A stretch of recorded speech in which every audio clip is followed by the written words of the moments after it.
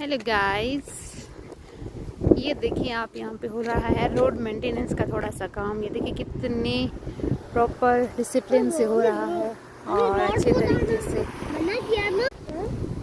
और जैसे कि हमारे यहाँ पूरी सड़क खोद देते हैं कुछ भी कहीं भी, यहाँ देखें कितने अच्छे तरीके से ये लोग काम कर रहे हैं।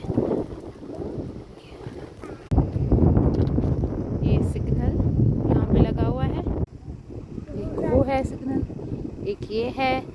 यानी इतने अच्छे तरीके से प्रॉपर तरीके से ये काम कर रहे हैं। रोड आगे भी लगे हुए हैं। ये है एक सिग्नल लगाने के लिए, तो गाड़ियों को आने जाने में कोई प्रॉब्लम नहीं है। उनकी सेफ्टी के लिए उन्होंने मेजर्स ये लगाए हुए हैं, साइन बोर्ड्स। ये देखें कि आगे यहाँ से काफ़ी पहले इन्होंने लगा दिया कि काम हो रहा है रोड की मेंटेनेंस।